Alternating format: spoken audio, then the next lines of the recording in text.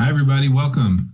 Thank you so much for coming back. We have a fantastic end of day keynote, and I cannot wait to hear this one. It's been a day of AI and prototypes and a lot of fun learning about how to link products together, how to quickly, rapidly explore different ideas. Now we're going to talk about building and sustaining an innovation culture. How do we make all that actually happen? So we'll give everybody one more minute.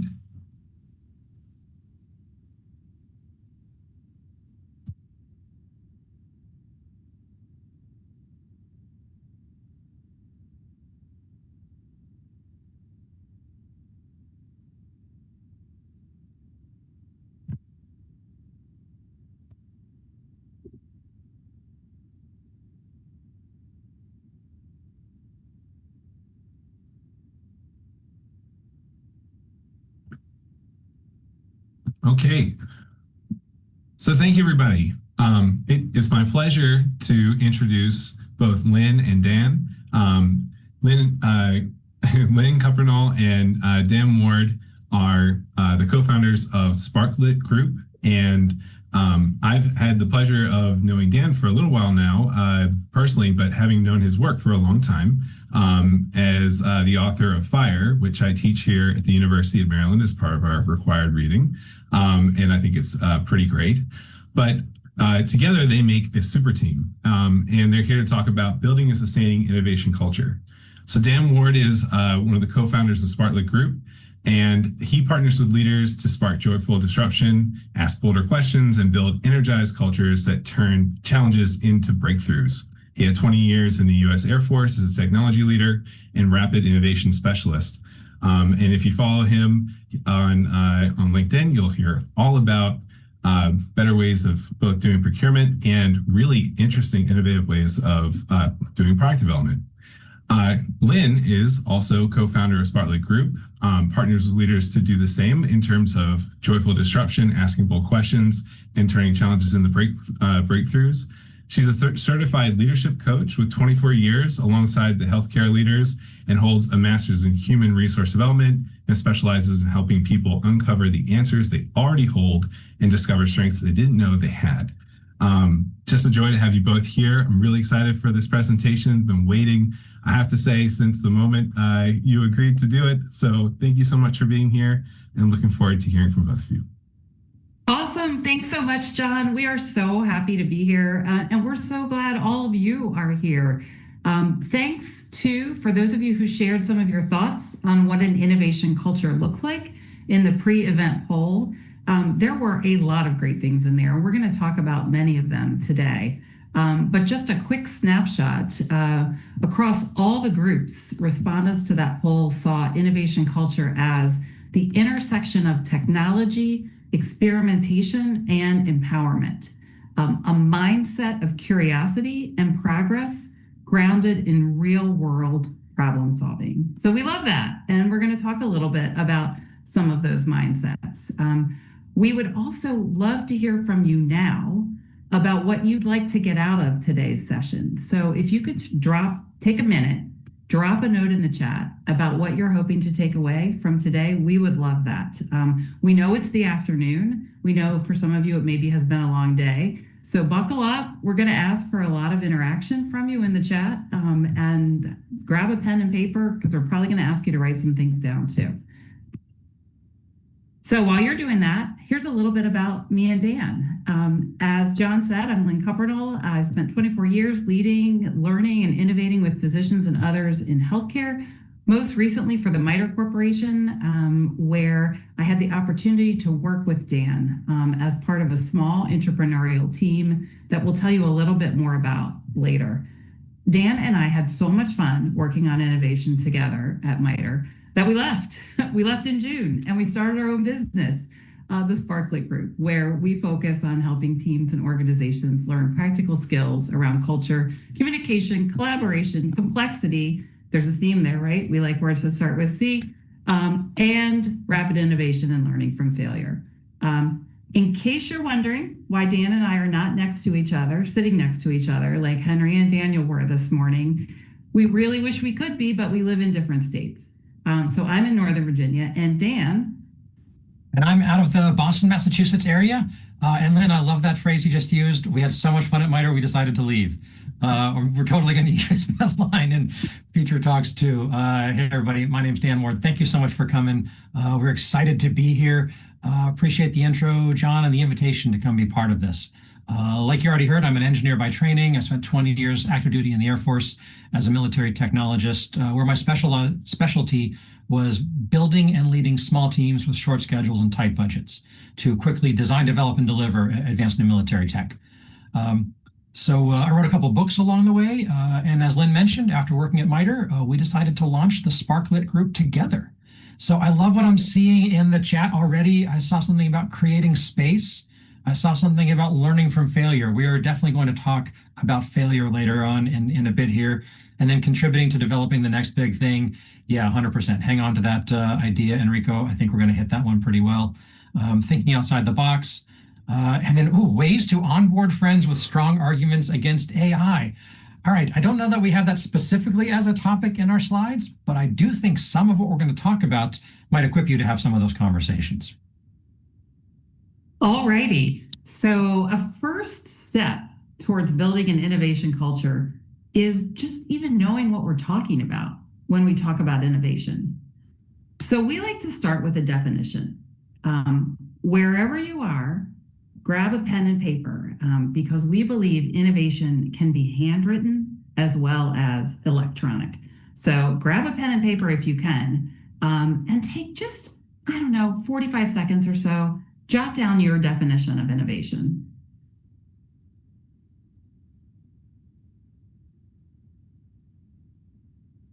And we're waiting. We're waiting silently-ish during that 45 seconds.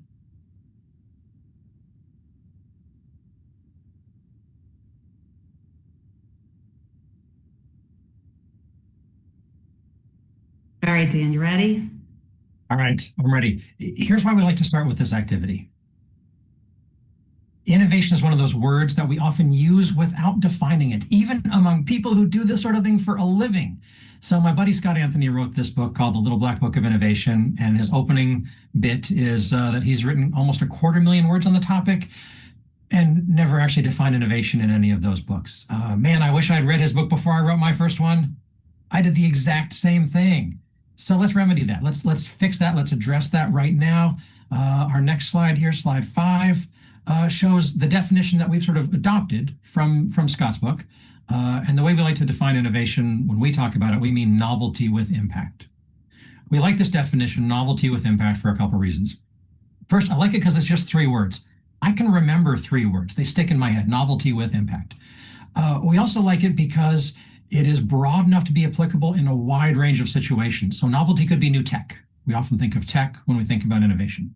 But novelty could be new processes.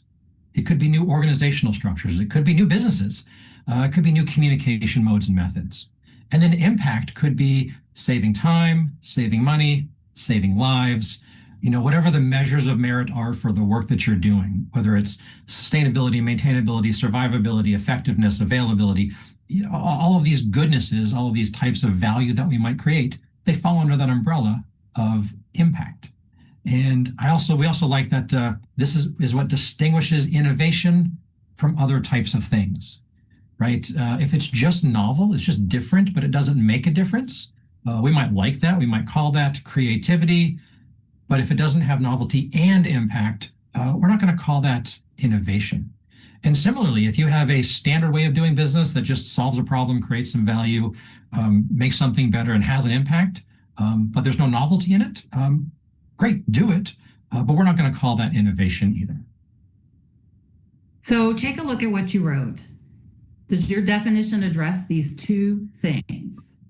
Circle any references that you have in your definition to novelty or new or different. Underline anything you have related to impact or outcomes. If you've got something circled and something underlined, you're good to go. If not, you may want to add a word or 2. So just take a minute now and add it.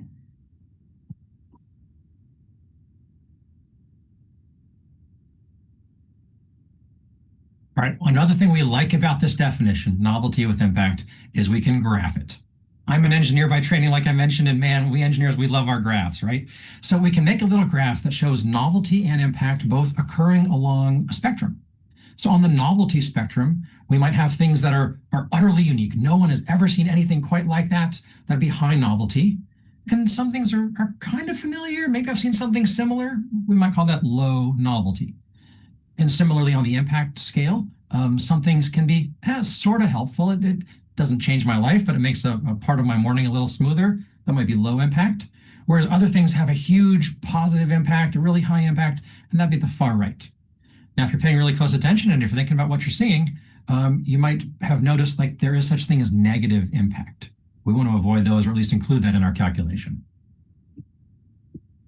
So in the lower left-hand corner, we might find minor innovations, mildly helpful, kind of familiar.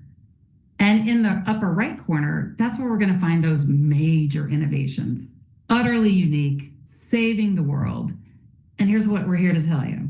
Those are the boring and the obvious parts of this little diagram. You could totally ignore those two because it's the other two quadrants where the interesting stuff happens. Yeah, the interesting stuff happens in the other two quadrants, and then oftentimes the transition from one quadrant to the other. So the upper left is where we will often find early innovations. So this is stuff that's really novel and unfamiliar, but it hasn't been around long enough to make much of a difference. Right? For example, when the iPod came out, I'm going way back into history here. When the iPod first came out in 2001, some of us were around back then, nobody had ever seen anything quite like it. Okay, the novelty of the iPod in 2001 was off the charts. And for the people who got one for Christmas, it totally changed the game in like how they buy music, how they listen to music, how they carry their music around with them. But Apple only sold 125 units of them in the first quarter. So they didn't make a ton of money. They didn't put them in a lot of people's hands just yet. And so the impact to the overall market for the first probably year or two was relatively limited. Okay, fast forward to 2005. By 2005, Apple is selling about 20 million iPods a year. So iPods are now super familiar. More people had heard about them, more people had owned them, more people had seen them. And that familiarity means they were less novel. So familiarity reduces novelty. But in addition to being less novel, they were more impactful. So as the product matured, as more people became aware of them, not only did Apple make money hand over fist and continues to, so that's big impact to the company. The iPod changed how people buy music. It changed how musicians get paid. It changed how we manage intellectual property. Like the impact of the iPod is kind of hard to overstate. The iPod had an effect on people who didn't even own iPods. Look, if your product is having an impact on people who aren't even your customers, that is some big impact. And here's the thing. Here's why this is such an interesting dynamic going on here.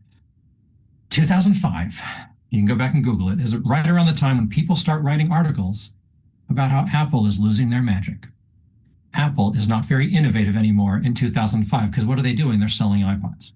So moving from the upper left to the lower right can look like failure. It can also feel like failure if we're only assessing innovation along the novelty scale. It just feels like we're just going down, even though we're going down and to the right. And this kind of raises the question of why do we do innovation in the first place? Do we do it to introduce novelty? Do we do it to have an impact? And we'd like to contend that impact generally is the point. So moving down and to the right might be not a sign that we're losing our magic, it's a sign that the magic is working. It might be a sign of success, not a sign of failure. All right, so these two corners also help shine a light on another kind of interesting dichotomy.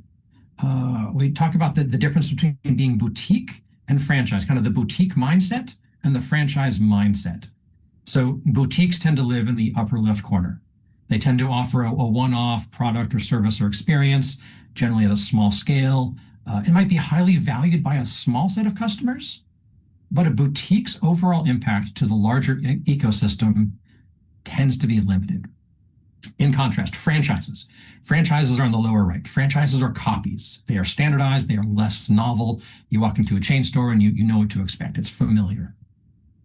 But franchises have a larger potential impact just because their reach goes farther and they can influence things like supply chains and legislation and markets. So we can also think of boutique as upscale and franchises are scaled up. So upscale or scaled up.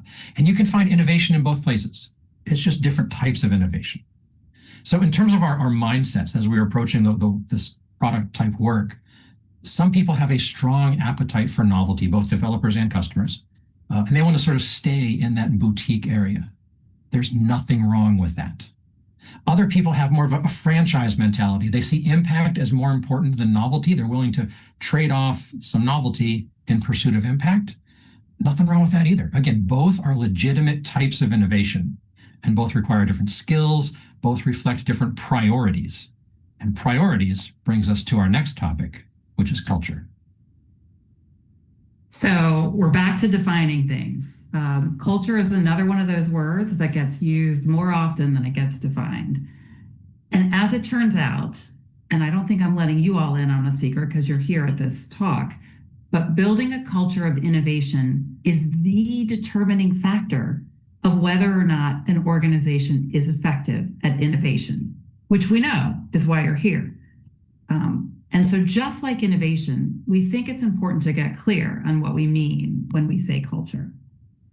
So get out that pen or pencil and that piece of paper again. Take a minute, just jot down, what does the word culture mean to you?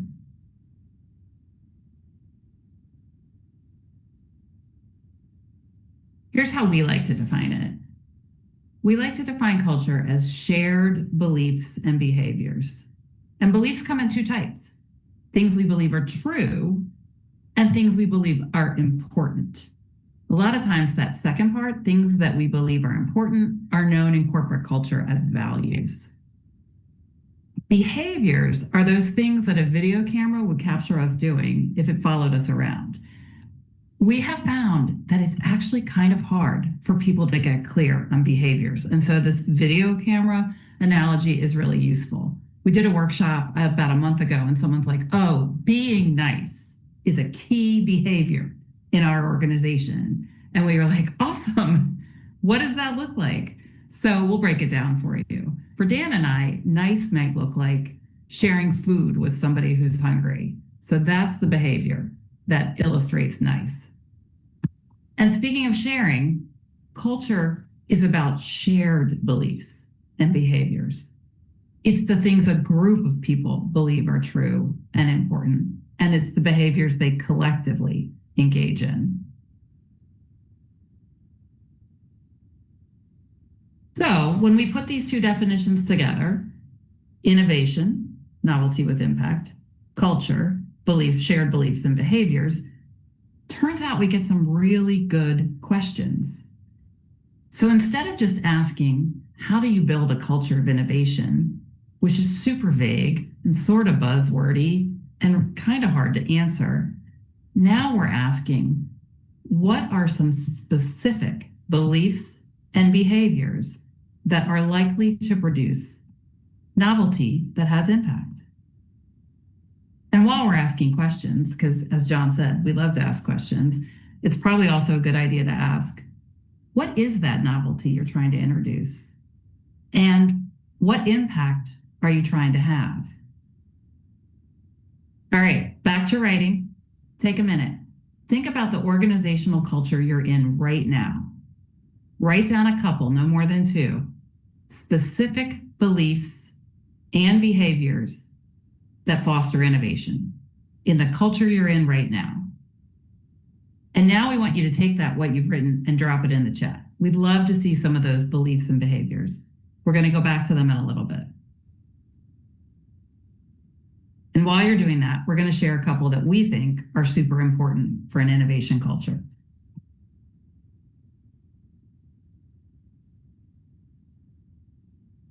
All right, so Amy Whitaker's book, Art Thinking, it's just a delightful book. Go find a copy. It's terrific. And she has some great advice on how to actually build a culture of innovation although I wouldn't say she frames it in quite those terms.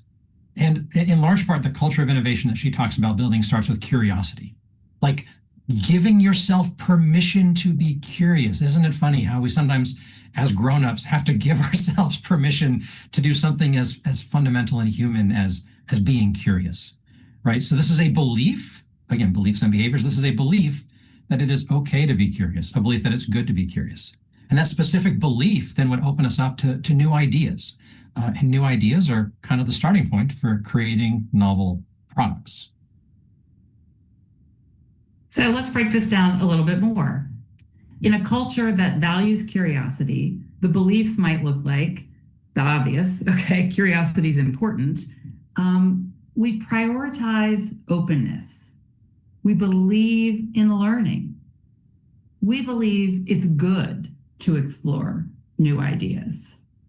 And so then what are the attendant behaviors? We've tried to map them to each of the beliefs. So if we believe curiosity is important, that looks like asking questions out loud, asking questions even when it's not comfortable.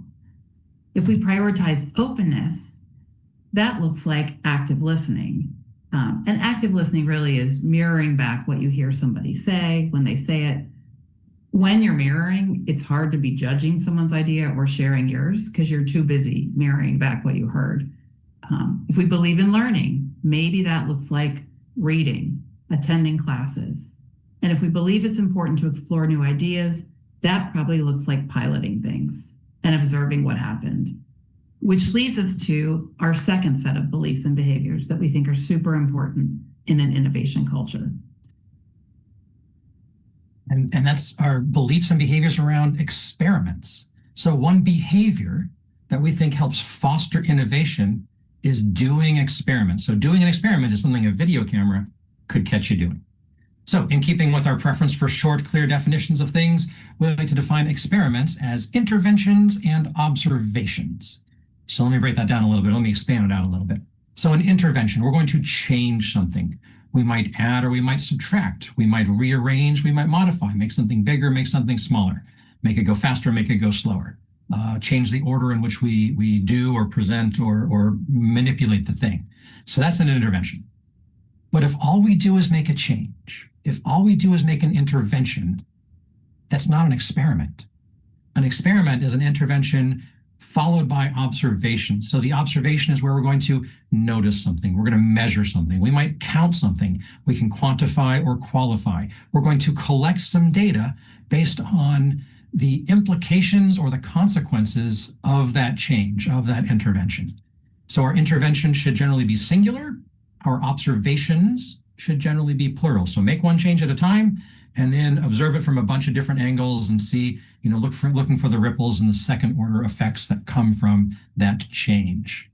So why do we do experiments? The reason we do experiments, and this might shock some of you, we don't do experiments to make things better. We don't do experiments to make improvements. We do experiments to learn. We do experiments to get some validated data about how the world works and what works in the world. So the best experiments are also involve reversible interventions. So not a permanent change, but a change that we can undo because we don't know if this is going to be a good change or not. We're not trying to make a permanent change. I want a reversible change. Make the reversible change, collect your observations. If we like it, then we can make it permanent. If we don't like it, then we can undo it. And finally, the best experiments should be done with, not to, our stakeholders, our partners, our collaborators, the people in the world around us, whether it's our customers or our, coworkers. So with, not to, is another tidy little 3-word phrase to keep in mind as we think about doing experiments. And I just want to give a call out to what I saw John put in the chat. We can't learn if we don't measure and collect some data. Intervention without observation is churn. I love that, right? We're just spinning. So well said, John. Appreciate that. Thank you. And while we're calling out, I just want to call out this from Mady. Knowledge should be shared. That's the belief. Action. What does that look like? We provide free, low-cost webinars, online courses, and articles, kind of like we're doing today. That's a great example of a belief and an actionable behavior. Yeah, that's precisely the type of thing we're hoping that you all will come up with. A specific belief, knowledge should be shared, and the behavior, We share these specific things through these mechanisms, through these channels. Nailed it. Yeah, and so when we talk about experiments, we also like to use the acronym RICE that we coined. The RICE acronym stands for Rapid, Iterative, Collaborative Experiments. So rapid. We're talking about experiments that we can do quickly, that don't take a ton of time. It's not a huge investment of years of research, particularly, or years of interventions, particularly. So quick experiments that are iterative. An experiment where the results of that experiment shape the next experiment. So it's an incremental series of iterative experiments, each of which builds on the experiments that came before. The things we learn in experiment 1 shape experiment 2, and lather, rinse, and repeat. And then that third word in there is collaborative. So again, I mentioned before, with, not to. This is about doing our experiments in community, including, inviting, lowering barriers to participation, bringing in the other stakeholders. And then that final E, of course, is experiment. We already defined that term. So when we pitch a RICE-based experiment, we are more likely to be able to proceed, because the thing we are suggesting we're going to do, we are inviting people to contribute to a quick, inexpensive, reversible intervention that is designed to produce some data and help us make a data-informed decision going forward. I also like the sort of the metaphor of rice, because one piece of rice isn't much. But a whole bowl of rice, like that's a substantial part of this complete breakfast, right? All right, so let's dive into just a couple of more examples of a culture of experimentation. We just put one basic belief here, right? Experiments are important and they're how we learn. Some of the behaviors that go with that is we're trying things. We're trying things with the people who will be impacted. We're documenting what we learned, and we're trying something else. I also want to call out, as we're about to slide into our next behavior and belief, what Carol Bolden, which is a great name for what she put in the chat, free to fail. That is so important, especially with experiments, right? The only failed experiment is one in which we do not learn. And a culture where people feel free to fail is an innovation culture. So Dan's going to talk a little bit more about that. Yeah, so we can't talk about innovation and culture without talking about failure. And I'm so glad so many of you have mentioned failure in the chat already.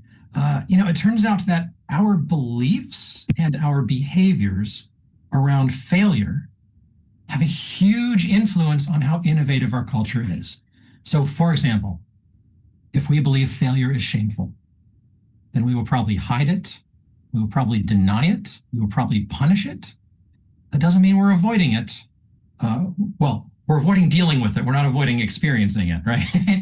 So that's one set of belief that leads to a set of behaviors around failure. But on the other hand, if we believe failure is part of life, if we believe failure is essential to learning, I read why am I drawing a blank on her name? Anyway, there was an author who said, failure is the only way to measure maximum performance.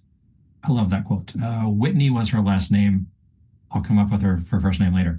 Anyway, failure, if we believe that failure is part of life, failure is the only way to measure maximum performance, failure is essential to learning, then what? Our behaviors are, we will probably accept it. We will learn from it. We might even study it. And that's where this picture comes in. So Lynn and I were part of a team that adopted a practice that we called failure cake. I took this picture, I ate that cake. It was delicious. So our team believed that failures should be faced honestly. They should be faced collectively, that failure is worth sort of studying and discussing and addressing.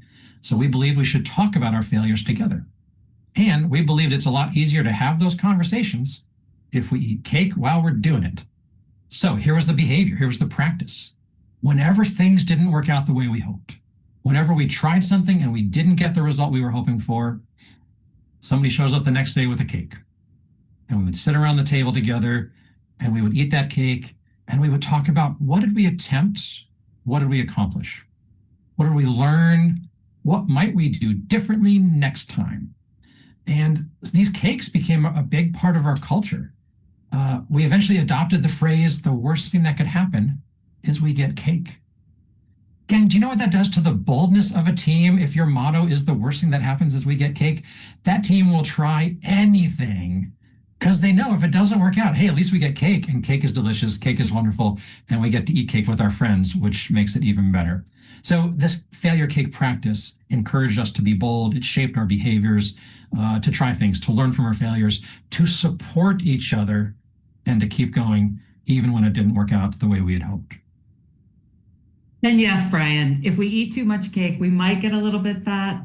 So you can have whatever your cake substitute is, if you want to be on the healthy. But we personally are willing to risk gaining a couple of pounds to have some delicious cake as we celebrate the attempt that we took. That's right. Failure salad didn't have the same vibe to it. And I love from Rual, if you fail 99 times, but the last one is a win, everyone remembers the last one, right? So keep failing until you win. That's right. That's right. And part of what the message of failure cake too is that failure is not the end of the story. Failure is not the whole story. We survived the failure to eat the cake together, and and you can have a small piece. And like, we weren't doing this weekly, like it wasn't every day kind of thing. That might have had might have had to have a different conversation if we were having too many failure cakes too often. All right, it's time for our next question. We've talked about a few beliefs and behaviors: curiosity, experimentation, learning from failure. Establishing them is the first step. And then, really importantly, we need to think about how we spread them and how we ensure they're perpetuated. So chat time again. Take a minute, share in the chat what you might be able to do. And this is not hypothetical.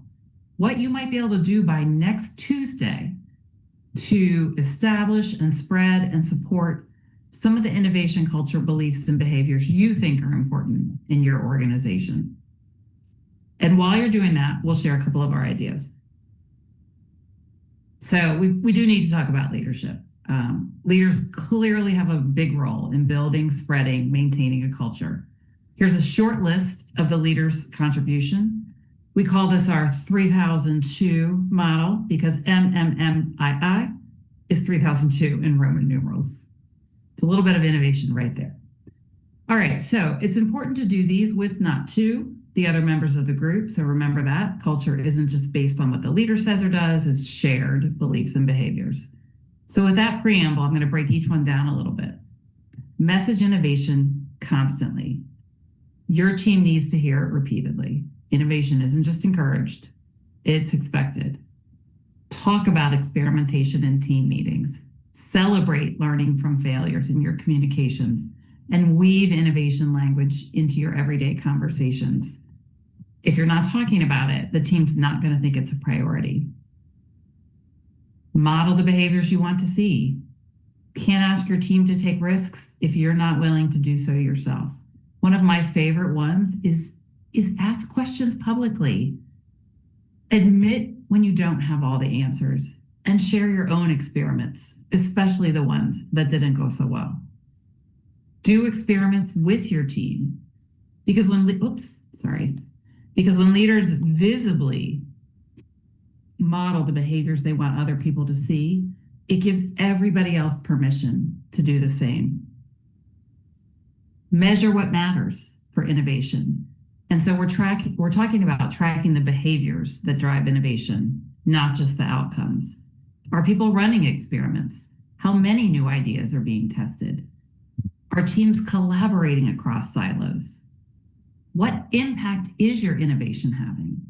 Because what you measure signals what you value. So do make sure those metrics capture experimentation and learning. Incentivize risk-taking and learning. Not everybody has the power to do this, but think about how you might align your recognition and reward systems with innovative behaviors. Celebrate those teams that run thoughtful experiments and share their learning out loud. Have performance reviews that account for collaboration and knowledge sharing, not just individual achievements. If your incentive structure punishes failure, and I've worked in some that do, innovation probably isn't going to happen. And then finally, invest real resources. It's not just lip service. Innovation does need time. It needs budget. It doesn't need a huge budget, but it needs a little bit of budget. And sometimes that budget is time. And it needs a couple of people who are willing to take up the charge. So dedicate resources for experimentation, create space for learning and collaboration, and protect innovation time from being consumed by daily operations. We heard this morning that we are meeting twice as frequently now as we did in 2019. And I already thought I was meeting a lot in 2019. So think about some of that meeting time and how you might be able to repurpose it for innovation. Dan, we got anything in the chat we want to amplify before we move on? Oh, yeah, there was something in the chat and it scrolled by already, so I'll go off my memory here. We talked about kind of measuring our failures. So one of the things that Lynne and I do with these failure cakes is sort of a variant on the failure cake that we described earlier. And that is where we'll get a whole bunch of cupcakes, because cupcakes are easier to distribute than cutting a full cake. Get a whole bunch of cupcakes, and we get a wall or an easel or something and a bunch of stickies, and we say free cake, free cupcake for anybody who is willing to write a failure story on a little sticky and put it up on our wall. And as you eat your cupcake, you read what's on the wall, and you begin to see like, oh, everybody has a failure. Oh, that one's funny. That one's sad. I'm glad that one didn't happen to me. Ooh, that one did happen to me too. And it changes the vibe. It changes the atmosphere of the team. And every once in a while, we will find somebody who is like, I don't have any failures to share. I've never failed. On the one hand, no cupcake for you. On the other hand, great. Why don't you go ahead and write down failed to fail on your sticky, and then you can get a cupcake. Because if you haven't done anything that constitutes a failure, if you haven't tried anything that produced an output that like didn't stand up to the goals you had set, that's its own kind of failure.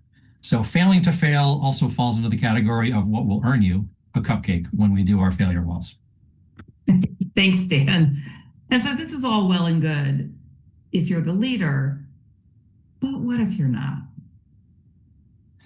Yeah, so before Lynne and I launched our current company, the Sparklit Group, we had this little side hustle, building and leading that small, unofficial, entrepreneurial little team that we mentioned earlier with the cake thing. That was part of a larger company.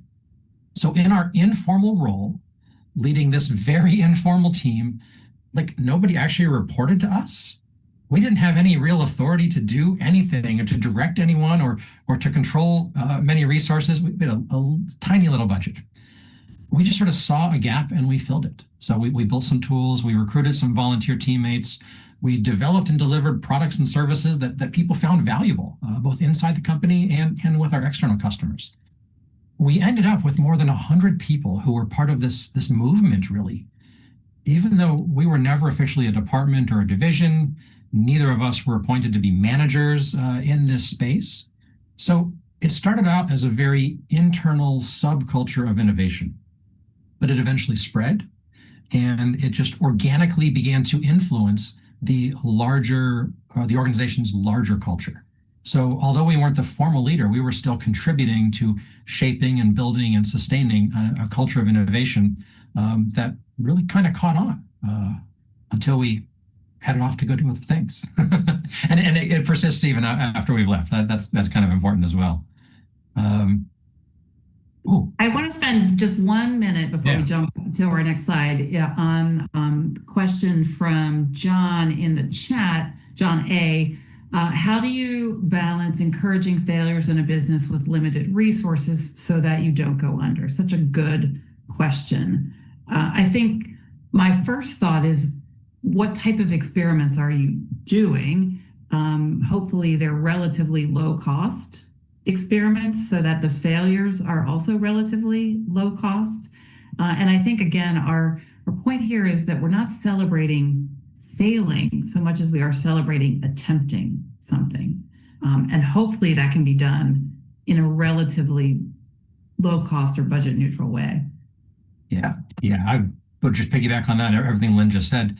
We don't want to encourage failures. We want to encourage honesty about failures.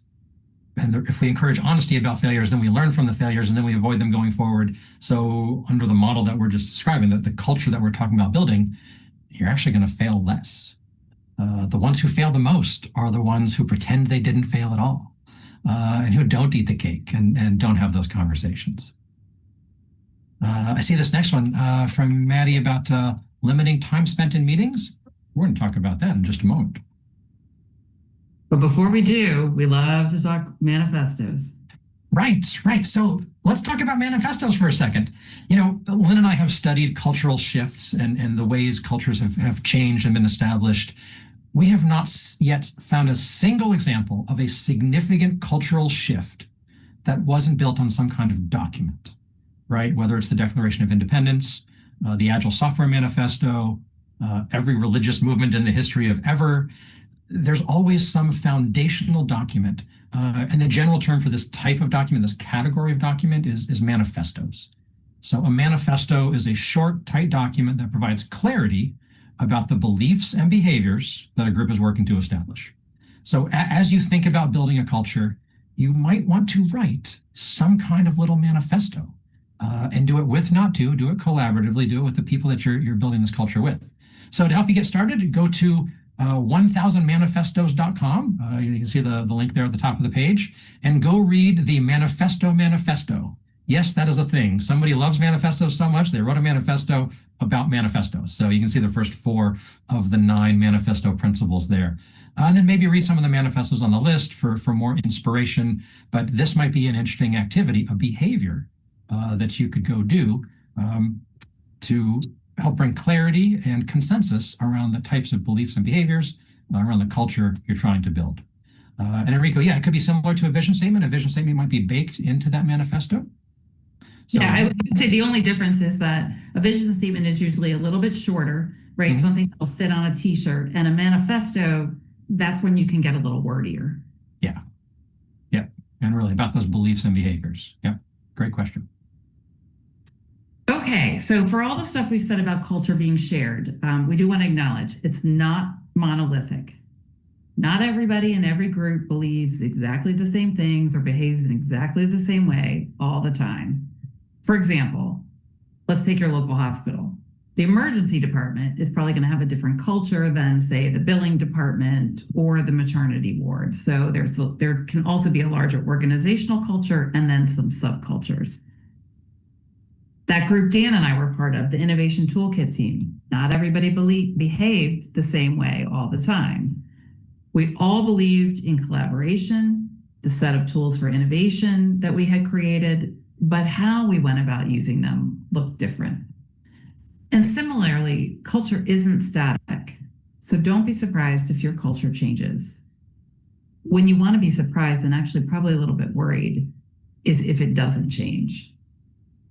And what we're doing today is giving you a set of tools to start being culture detectives.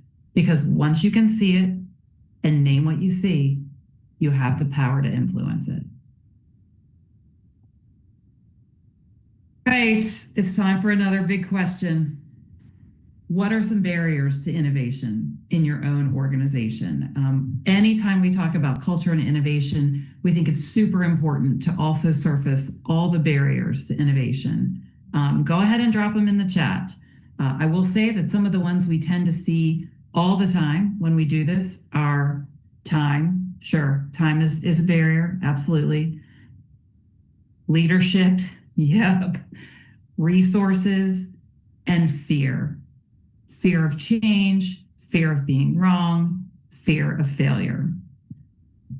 We find it super helpful for teams to list all the barriers to innovation in their organization, not so they can complain about them, but so that they can then go about breaking them down. Even with things like time and resources, there are things you can do to address them. We're going to talk about that in just a second. The first step is making them visible, then finding partners to help you go over, around, or through them. And don't do them all at once. Take a couple. Dan's going to now introduce our tool that's going to help you with that.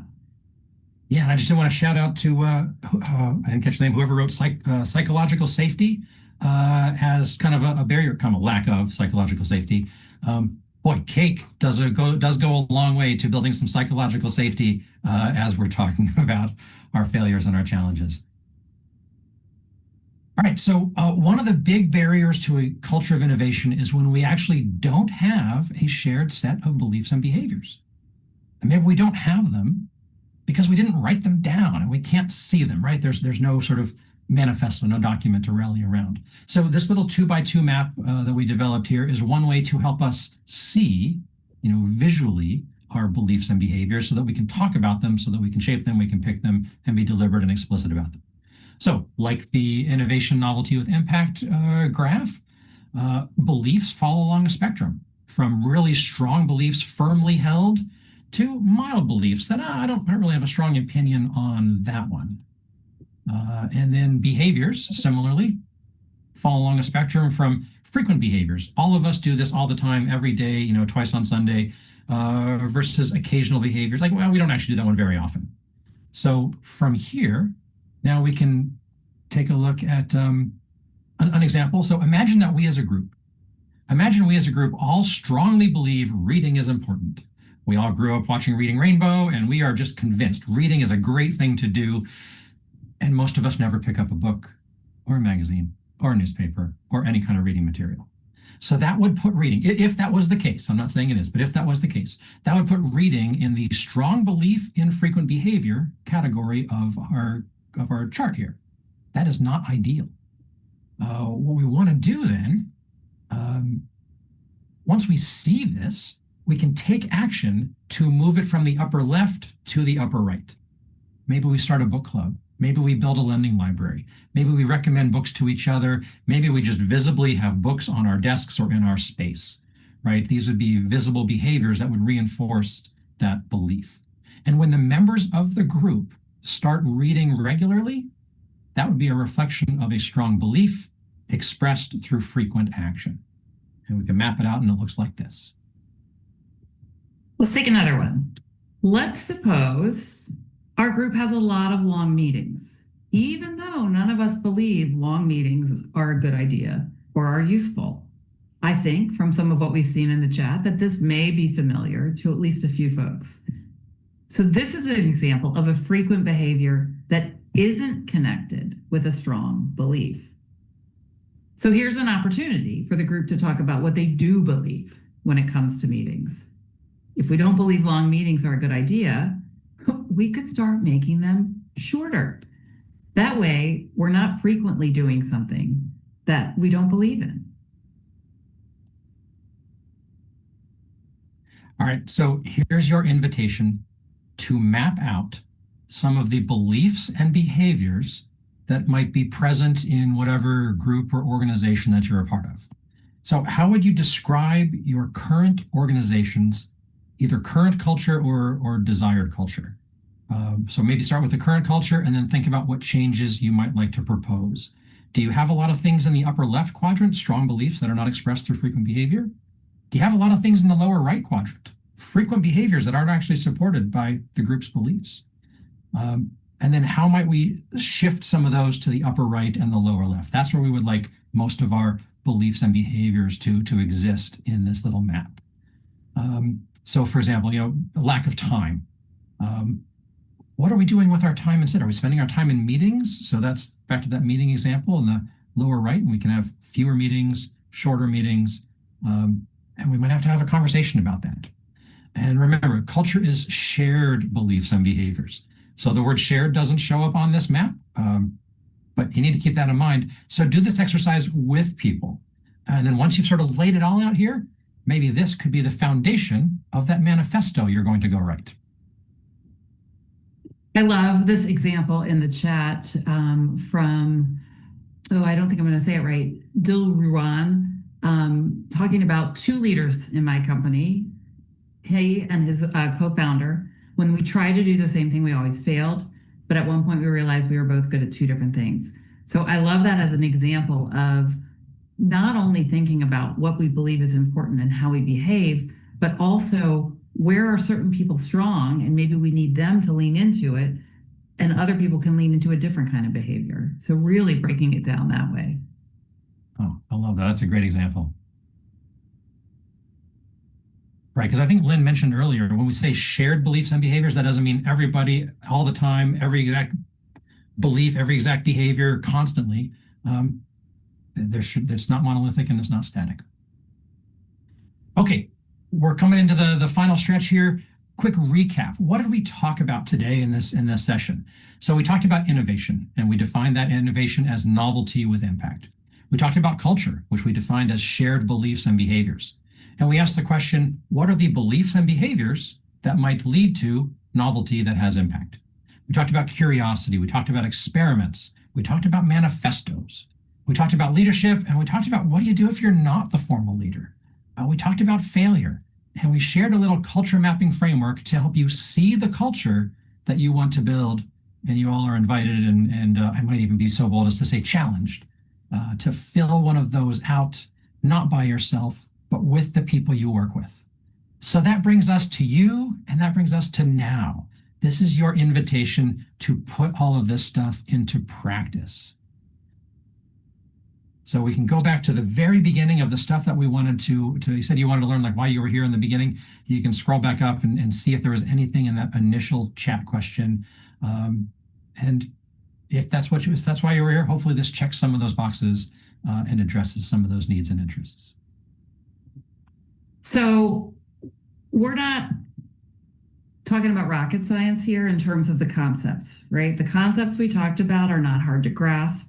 Beliefs, behaviors, novelty, impact, write things down, go after shifting what's not working. It may be simple, but we know it isn't easy. It's actually probably downright hard in some cases. But we don't think that's why you're here. We think you're not here for the easy stuff. And as Dan and I were putting this session together, and in case you haven't figured it out, we are solidly Gen X. So I kept coming back to that scene in the movie Jerry Maguire when he writes the mission statement, or really, I think it was a manifesto. And here are some nuggets from that scene, which should resonate even if you haven't seen Jerry Maguire, but I highly recommend you find it and watch it. 1, have the courage to say what everybody else is thinking. When Jerry was writing that mission statement at 2 o'clock in the morning, he said what everyone in his industry knew but wouldn't admit, that they'd lost their way. Culture change starts when leaders are brave enough to name the reality, even when it's uncomfortable. You're here today because you see what's possible, and that clarity is your greatest asset. Yeah, so write it down in the middle of the night if you have to, right? The best ideas for transformation, a lot of times they just come when you're honest with yourself and we're honest with ourselves about what needs to change. So Jerry Maguire couldn't sleep until he put his vision on paper. As a writer, I get that. I know what that feels like. And so your mission here is just as urgent, right? Capturing your conviction about why innovation matter, what you want your team to become, and the culture that you want to build. Expect a roller coaster. Jerry got a standing ovation initially, and then nearly everybody abandoned him. Culture evolution is like that too. People are going to nod in the meeting, and then they may revert to old habits under pressure. You'll have early wins, you'll have painful setbacks. But the ones who stay with you, the who's coming with me crowd, those are your culture champions. Find them and build your momentum together. And I'll tell you who's with you for sure. Me and Dan, that's who. We'd love for you to sign up for our newsletter. You can do that by going to our website, follow us on LinkedIn, and here are our email addresses. We want you to email us with the things you've tried, the successes and the failures. I want to see pictures of your failure cakes. So we're here for it. Thank you so much for your engagement and your attention today. Back over to you, John. Woo, that was amazing. Yes, that was so inspirational and so well delivered. Brian's comment is on point. Thank you so much. Anyone have any questions? We definitely have time for some questions to dig in some more. So many answered, but this is a tricky topic, if ever there was one, about developing culture. Yeah, if there are any questions that came into the chat that we scrolled past before we got to them, feel free to type them back in again. Or John, if you have any questions based on what you've seen throughout the day and today too. Oh, Yes. Well, Not to put you on the spot. yeah, exactly. You did answer many of the ones that I had. The you kind of spoke to it though at the end there, Lynn, with your comment about how you might feel like you're going out on a limb and the fear that comes with it. And I have to admit that I find myself as I'm getting older, not wanting to take quite as many risks as I did before, especially and so my big question is about how can one prepare oneself to take risks in cultures that maybe need some time to come along. They don't only the informal leader is there helping to kind of motivate. Yeah, Lynn, you want to take a first pass at that, or? Why don't you? I got distracted by looking at another question in the chat. No worries. So we do get this question a lot, about risk taking and fear. And like, first of all, this is scary stuff for sure. But in my third book, Lift, which takes a look at aviation pioneers in the late 1800s, I surprised myself in writing this book because I expected one of the bits of advice I was going to give people was about taking risks. And what I actually wrote was, don't take risks, do experiments. Don't take risks, do experiments means, like, rather than sort of leaping off the cliff and flapping your wings as you go down and hoping your airplane works, doing a thoughtful, incremental, iterative series of experiments where we're solving the big problem one chunk at a time. The experimental approach has a method, right? There is an experimental method. There's no risk-taking method. The experimental approach is designed to gather validated data, to make data-informed decisions going forward. And risk-taking can just be like risk for the sake of risk. But if you do experiments for the sake of experiments and learning, like that's oftentimes a more productive and more survivable strategy going forward. So for all the cool things that we talk about, facing your fear and jumping off the cliff, really it's about doing experiments more than just taking risks. Thank you. Yeah, that resonates. I do see a question from John A. How do you find clients and grow an innovation like yours? I love the question. We'd love to crowdsource that answer, John.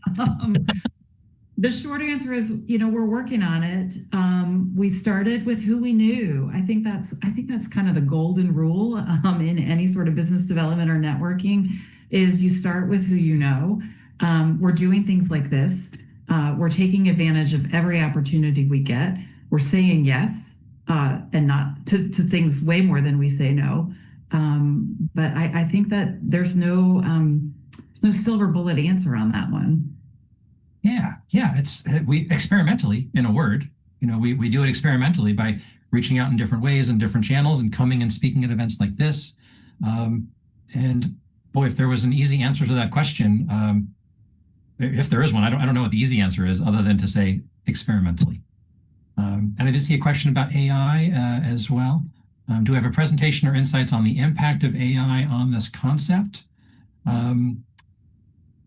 No, in terms of presentations, but certainly AI is having a moment, right? It is the hot topic of the day. And so if we are able to bring AI technologies, whether it's LLMs or other types of AIs, into the work that we're doing that helps produce novelty that has impact, that may be able to measure or ideate around those, that's probably where the sweet spot is. But a culture, like an AI-friendly culture, might be, we believe AI is okay to use, and so we use it. We believe AI has some risks, so we use it carefully. We believe AI is X, therefore we do Y. So getting specific about your beliefs and behaviors around AI, I think, is time worth spending. Yeah, that's a great answer, Dan. Thanks. And Enrico is doing a callback to the beginning, which I appreciate. DEI was mentioned earlier by Matthew. What are our thoughts on having a diverse and inclusive team with cross-functional skills and fostering innovation? I mean, 100%. And diversity in all the ways you can talk about diversity. So not just age and sex and cultural, but different beliefs, different values. Dan and I do a whole thing on what we call the competing values framework, where we help people and organizations understand what they value the most, and how to shift from competing to collaborating. So in a word, it is so important. Yes, 100%. The data is overwhelmingly consistent and clear that diverse teams are better at solving hard problems than homogenous teams are. Like, that's just what the science shows us, the people who study this. So if diverse teams are better at solving hard problems than homogenous teams are, and if we would like our team to be good at solving hard problems, then like Lynne said, we should be building in as many different dimensions of diversity as we possibly can. And that means working towards equity. That means building communities of inclusion. So diversity, equity, and inclusion, these are all important components of a culture of innovation. And the beliefs are about equal access. The behaviors are about removing barriers, inviting in. With not to is very much a diversity, equity, and inclusion type practice. So I'm so glad you brought that back. I had written it down and hadn't gotten to that part of my list yet. But thank you for that. All right, John, for reals, we're done talking now. Back to you. I don't think we want to let you go. That was such an amazing presentation. What a wonderful note to end on, especially since we've learned so much that we want to try to go and experiment and do, and it's about having those behaviors align with those beliefs. We got to go do it, right? And so I feel like for me, this is going to be the session that I start with tomorrow morning when I wake up, or maybe tonight, or maybe in the middle of the night as I'm furiously writing my manifesto and not hitting send to my boss. So you've seen the movie, yeah. Lincoln letter. Share with friends. But thank you both. Thank you both so much. What a fantastic way to cap the day. You all just really brought it, and wish you all the luck with Sparklit Group, and I'm really excited to see where you go from here. It's so cool. Thanks so much. Yeah. And everybody, thank you all as well for coming. Thank you for being here all day. It's been such a wonderful time, and thank you for being so involved and for providing wonderful feedback. I feel like I've gotten to know some of you quite a bit, and so we thank you for being here, and we look forward to following up. We're going to provide you with slides. We're going to also follow up. There's a couple of guides that are coming your way. And of course, the recordings are going to be available as well on the YouTube links. So look out for those. I know I'm going to be revisiting them, and I hope you all have a wonderful rest of